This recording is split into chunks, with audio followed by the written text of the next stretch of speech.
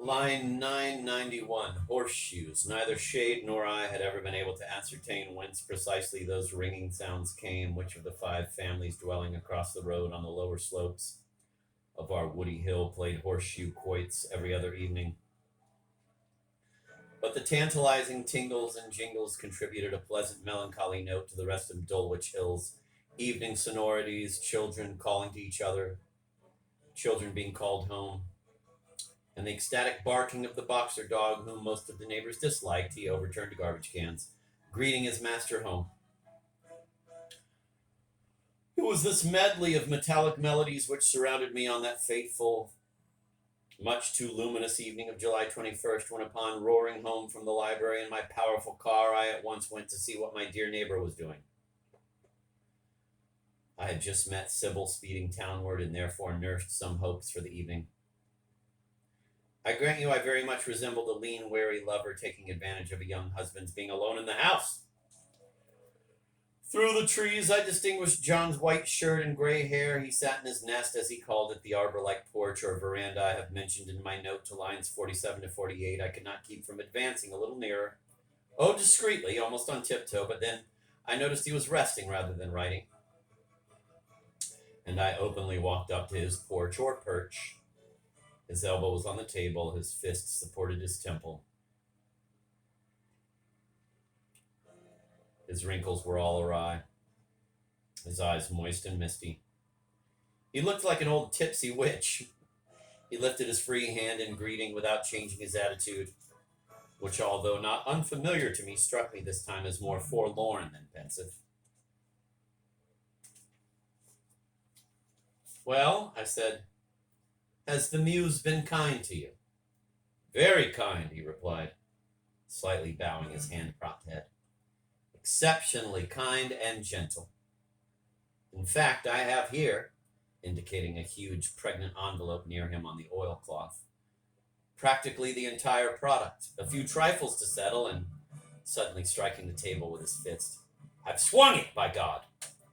The envelope, unfastened at one end, bulged with stacked cards. Where is the missus? I asked, mouth dry. Help me, Charlie, to get out of here, he pleaded. Foot gone to sleep.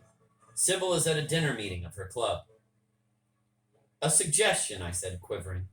I have at my place half a gallon of Tokay. I'm ready to share my favorite wine with my favorite poet. We shall have for dinner a knackle of walnuts, a couple of large tomatoes, and a bunch of bananas. And if you agree to show me your finished product, there will be another treat. I promise to divulge to you why I gave you, or rather, who gave you your theme. What theme? Said Shade absently, as he leaned on my arm and gradually recovered the use of his numb limb. Our blue inubillable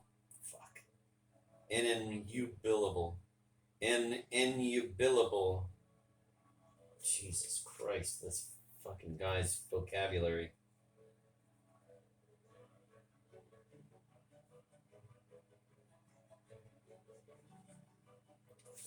Our blue inubillable Zembla and the red-capped Steinman and the motorboat and the sea cave and...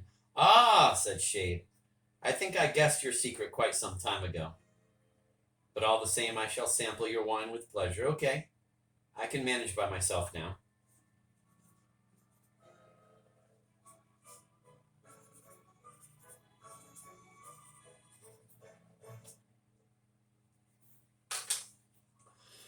Well did I know he could never resist a golden drop of this or that, especially since he was severely rationed at home. With an inward leap of exultation, I relieved him of the large envelope that hampered his movements as he descended the steps of the porch, sideways like a hesitating infant. We crossed the lawn, we crossed the road. Clink, clank came the horseshoe music from Mystery Lodge.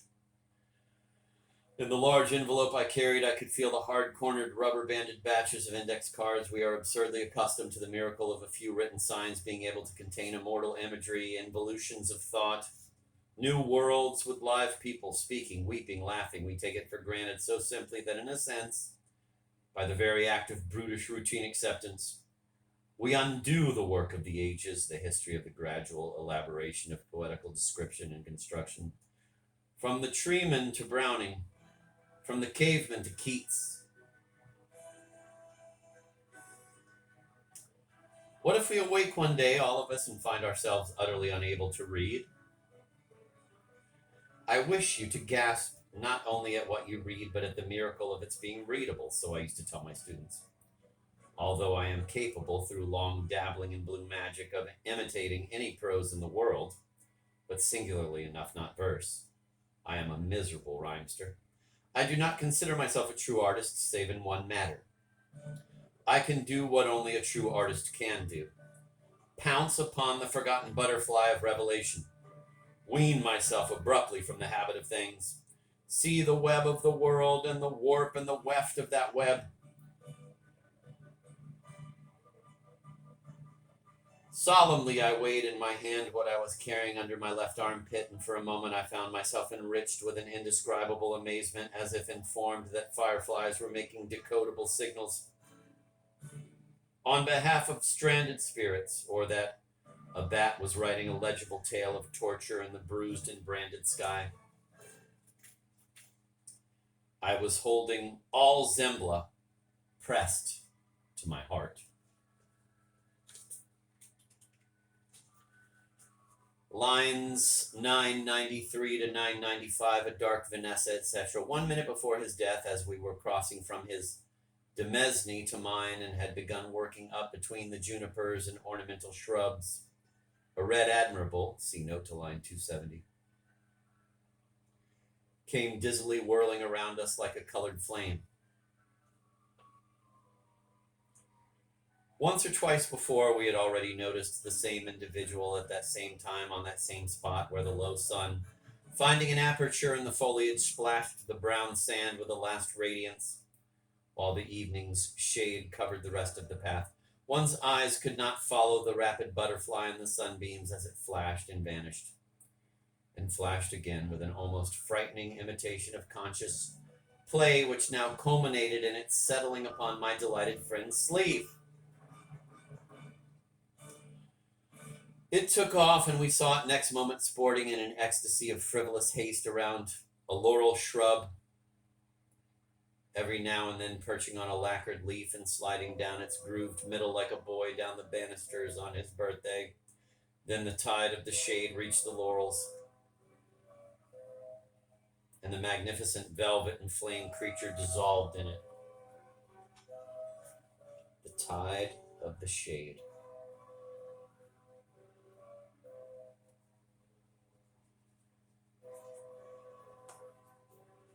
The tide of the shade. What a fucking maniac.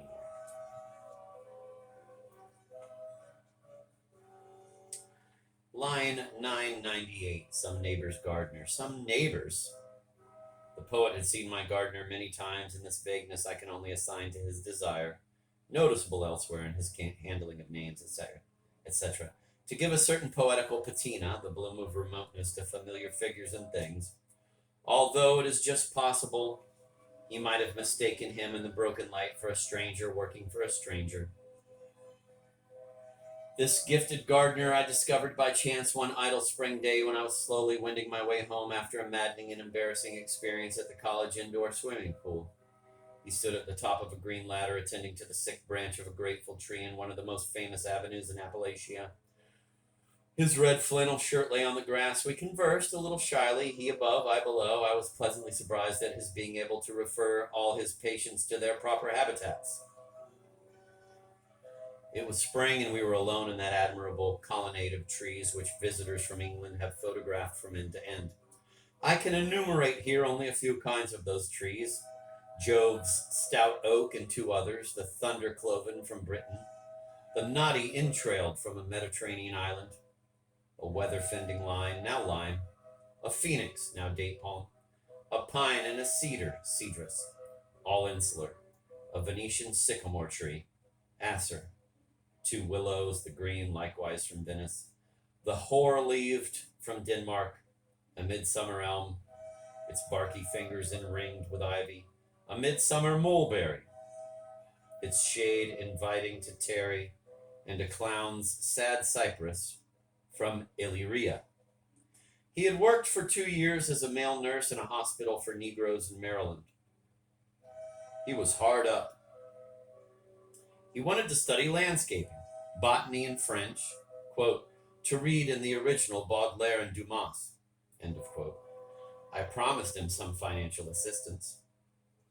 He started to work at my place the very next day. He was awfully nice and pathetic and all that, but a little too talkative and completely impotent, which I found discouraging. Otherwise, he was a strong, strapping fellow, and I hugely enjoyed the aesthetic pleasure of watching him buoyantly struggle with earth and turf, or delicately manipulate bulbs, or lay out the flagged path, which may or may not be a nice surprise for my landlord when he safely returns from England, where I hope no bloodthirsty maniacs are stalking him. How I longed to have him, my gardener, not my landlord, wear a great big turban and shalwars and an ankle bracelet. I would certainly have him attired according to the old romanticist notion of a Moorish prince, had I been a northern king, or rather, had I still been a king. Exile becomes a bad habit. You will chide me, my modest man, for writing so much about you in this note, but I feel I must pay you this tribute. After all, you saved my life. You and I were the last people who saw John Shade alive. And you admitted afterwards to a strange premonition which made you interrupt your work as you noticed us from the shrubbery, walking toward the porch where stood, superstitiously I cannot write out the odd, dark word you employed,